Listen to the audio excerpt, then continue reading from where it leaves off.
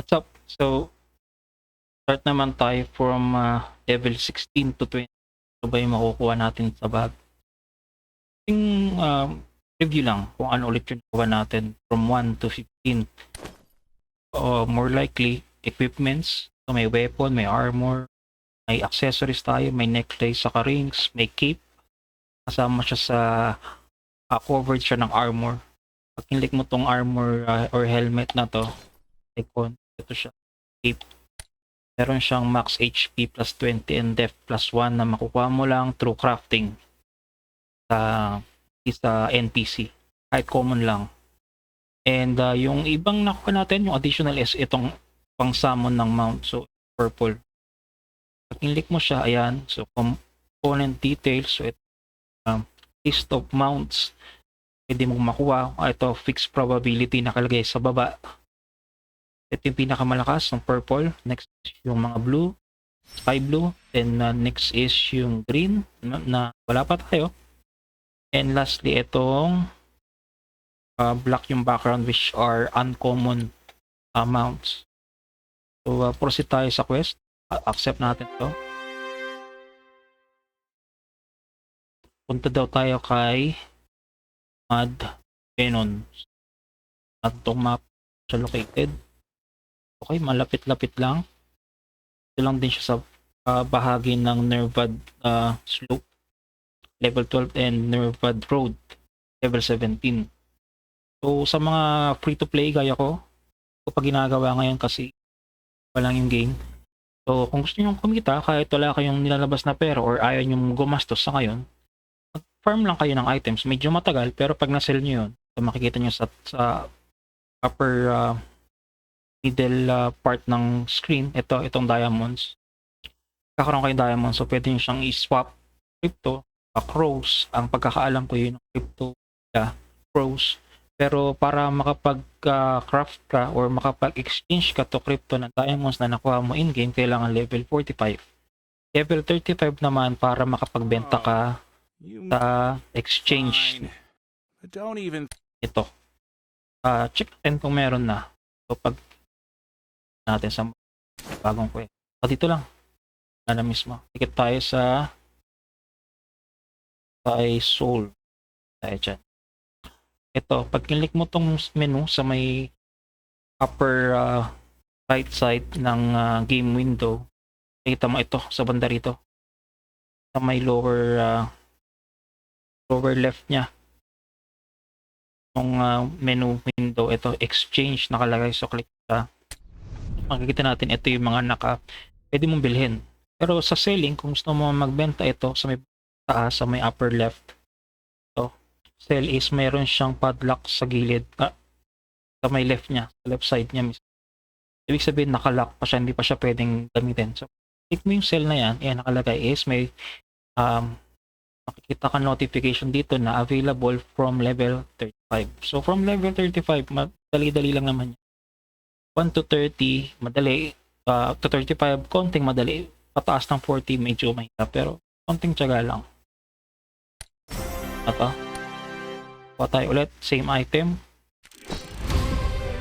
Up na hanggang not effective for 10 minutes. Attack speed plus 20%. Skill speed %. So ito pa lang. Kunti pa lang. Dahil bago-bago pa lang tayo. Level 6. Okay, magpas na tayo ng 500k. Nasa 583k na tayo ng coins. Laki-laking coins na yan kung gusto mag-farm ng matagal, mag-AFK ka, kung matutulog, AFK mo lang, madami-daming potion para may matagal-tagal at hindi ka mamatay. Para hindi ka ma-disconnect, kasi yung iba na-disconnect daw eh. Para hindi ka ma-disconnect sa game, wag mo siyang hayaang naka-standby ng matagal or nakatayo ka ng matagal. Kailangan gumagalaw ka. Para makita ng game na gumagalaw ka, i-click mo lang itong right side na button, itong auto. Mag-auto skill na siya. So ilagay mo lang siya sa part saan mo tingin na maganda yung mga makuha mong farming materials na pwede mong ma-sell sa exchange pag nag-level 35 ka na. Kapag napupuno naman tong bag mo sa upper right side, itong bag, Pag napuno na yan, pag umabot na siya sa 80 or umabot na siya sa maximum weight na hindi ka na makakapag-heal, may storage naman tayo doon sa may town. So mamaya pakita ko sa inyo kung paano. Lang natin to, level 7. Okay, may nakuha tayong bago. Click natin tong upper right side, yung bago. Ano ba to?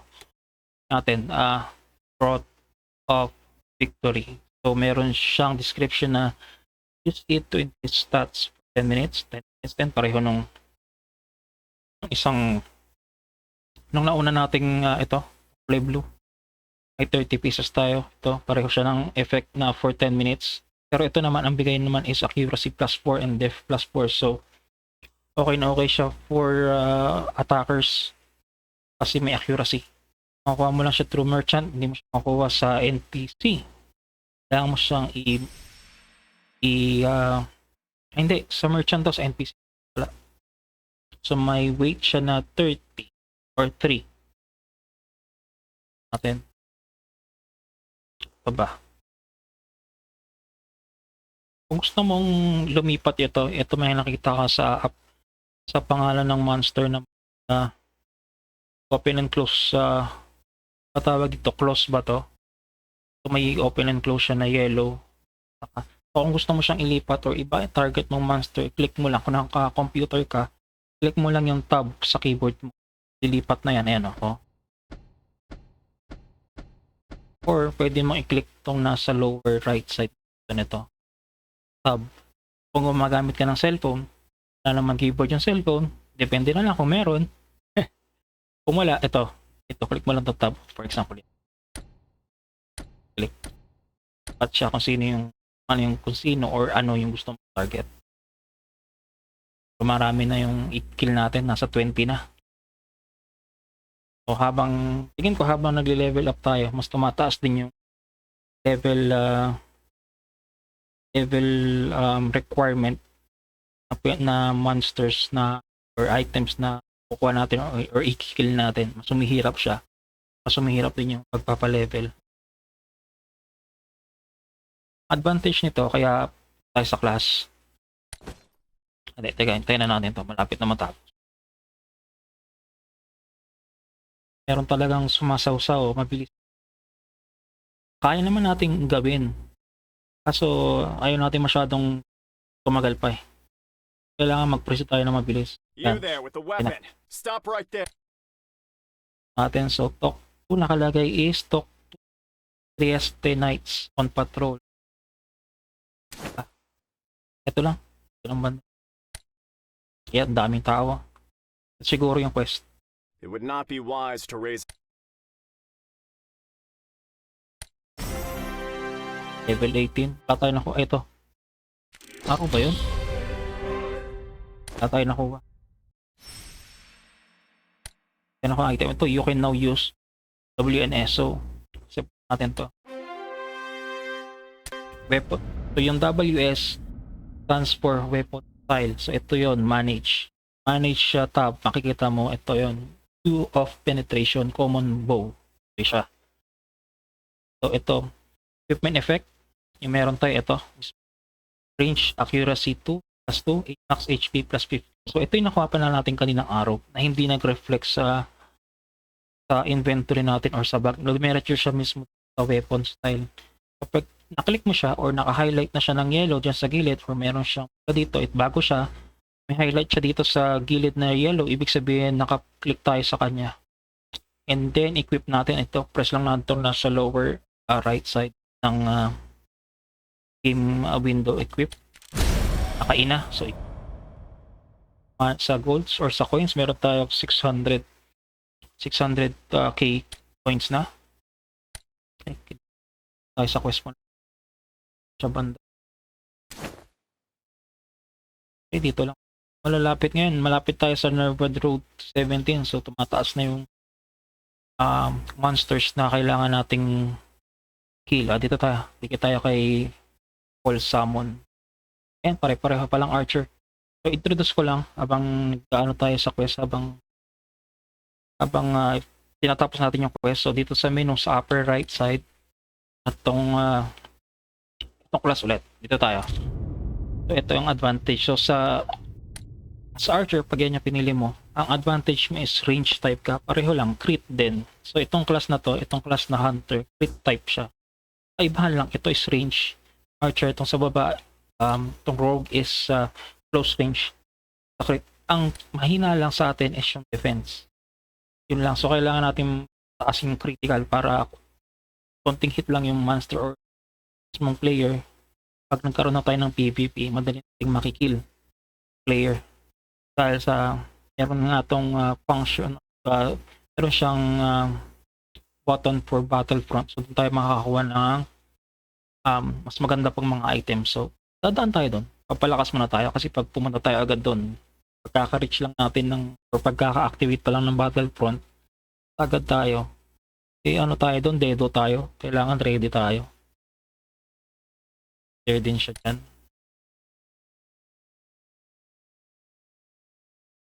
Natin yung iba. Yung WS. Ito. Sa may lower right side menu. Itong sub-menu na WS, ito. Weapon style, click mo siya. So, other things na nandyan, ito, in-slot effect. So, sa na-include natin na bow, meron tayong, ito, common 2.5%. So, nasa 40 siya, I believe. Natin, meron ba sa baba ng mga common weapon? Na lang natin yung bow. So, dito sa bow, ito. Hindi, stuff pala ata. Ito, yan. So, ito meron tayo. Ito yung pinakamalakas. Meron siyang typical, ito. Legendary, itong mga gold, itong epic, itong purple, itong rare, yung mga sky blue, green, yung uncommon, and yung common yung meron tayo, ito yung mga black yung color na background. So, meron na tayong isa, so 2.5.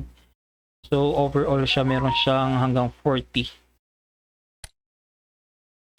Overall hanggang 40 sa ngayon. You there, hold it. Level 19 na. Isang level na lang. Level 20.